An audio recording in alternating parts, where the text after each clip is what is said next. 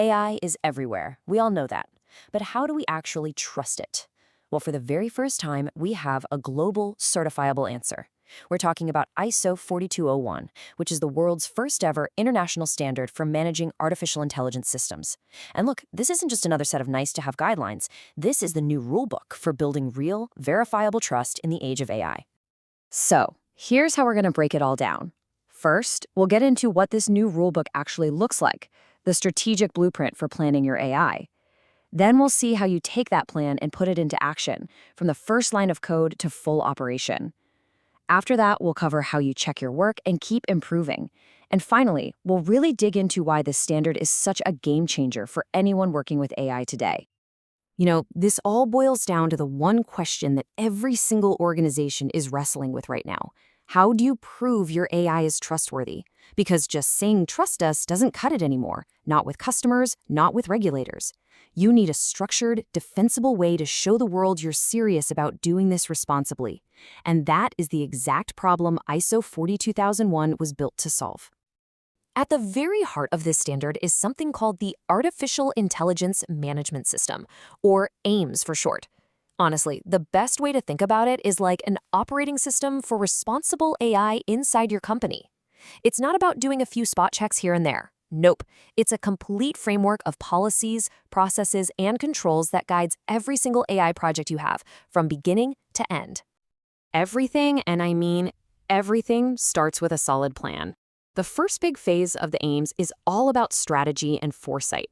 It's the think before you act part of the equation, designed to prevent problems before they ever happen. This is where you lay the foundation for everything else to come. So step one is to get a 360-degree view of your world. You have to understand the full context. Externally, what's going on? You've got new regulations like the EU AI Act popping up. What are your customers expecting? And internally, what's your company's culture around risk? What are your team's actual technical skills? You can't build this system in a vacuum. Context is absolutely king.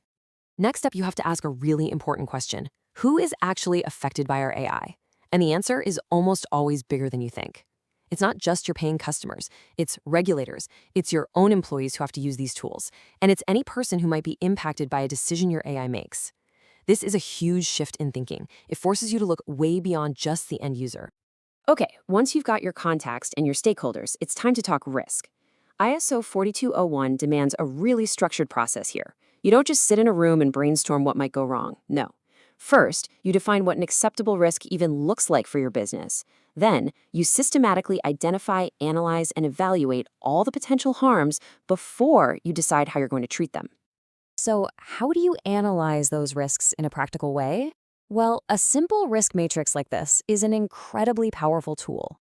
For every potential problem you identified, say model bias or a data privacy issue, you plot it based on how likely it is to happen and how big the impact would be if it did. Right away, this gives you a clear visual map of your priorities. Anything that lands in that top right critical box, that's where you need to focus your attention, like yesterday. And this right here is a really crucial point. The standard forces you to think beyond just financial risk or operational risk to your company. It actually mandates that you assess the potential impact your AI could have on individuals, on specific groups of people, and on society as a whole. We're talking about things like fairness, discrimination, and basic human rights. It's a much broader, much more ethical view of what risk really means. Okay, so you've got your strategic blueprint in place. Now we move on to the do phase. This is where the rubber meets the road. It's all about the practical, hands-on work of actually building and deploying your AI systems according to the responsible plan you just created.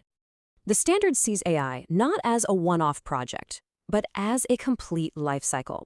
It starts with the initial design and development, moves through verification and validation, then deployment, then operation and monitoring, all the way to its eventual retirement. And each of these stages has its own set of controls to make sure responsibility is baked in from the very start, not bolted on at the end. And at the absolute center of that entire life cycle is one simple fundamental truth. It all starts with the data. You can have the most brilliant, most sophisticated algorithm in the world, but if you feed it garbage data, biased, incomplete, poor quality data, you will get a garbage AI. It's the oldest rule in the book. Garbage in, garbage out. So what does bad data actually look like? Well, a lot of the time, it's hiding some nasty biases. You've got selection bias, which is where your data just doesn't reflect reality, or historical bias, where the data itself has captured past societal prejudices, and the AI just learns to automate them. Understanding these hidden patterns is the critical first step to fixing them. Now, the good news is, you can actually do something about this. The standard points to concrete steps you can take. You can assess your data to see if it really represents the population you're targeting. You can measure if the AI performs worse for certain groups of people. You can even apply technical fixes to rebalance the data. And, this one's super important, you have to document any bias that you just can't get rid of. All right, so you've planned your system, you've built it, but you're not done. Not even close. Now we get to the final and maybe most important phases of the loop. Check and act. This is all about monitoring how your AI performs in the real world, learning from what you see, and constantly improving.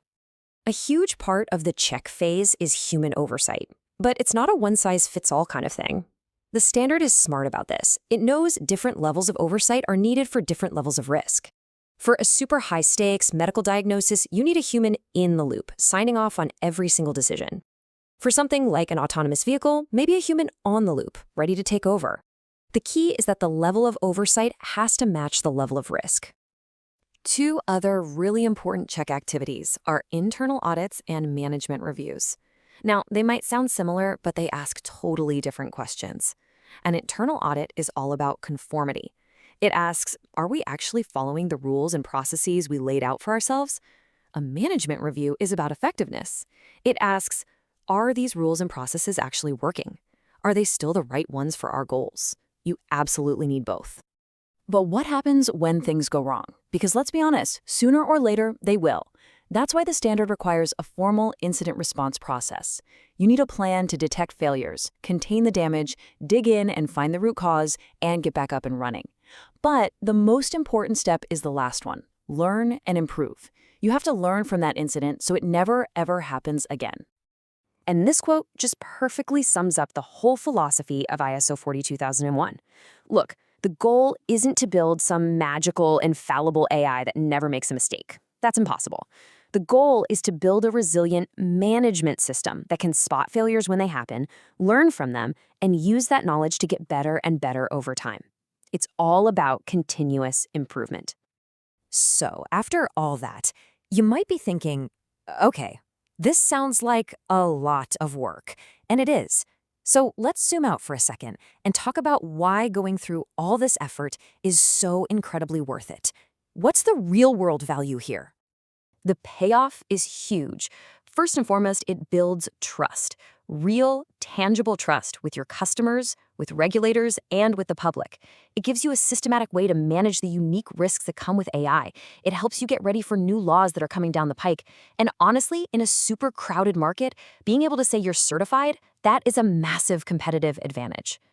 When you really break it down, the standard's power is in its DNA.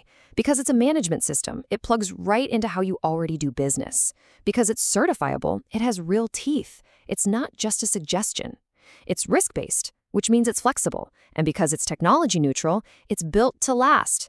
It applies to the AI we have today and the AI we can't even imagine yet. Let's just let that sink in for a second. This is a really big deal. For years, we've had a lot of talk about AI ethics and principles, and that's all been great. But now, for the first time ever, we have a single, global, auditable standard that shows us how to put those principles into practice. This really is a turning point for the entire industry. So, we'll end with this question for you. The era of just talking about responsible AI is coming to a close. The era of proving it is just beginning. ISO 4200 gives us the blueprint. So the only question left to ask is your organization ready for the age of certifiable AI?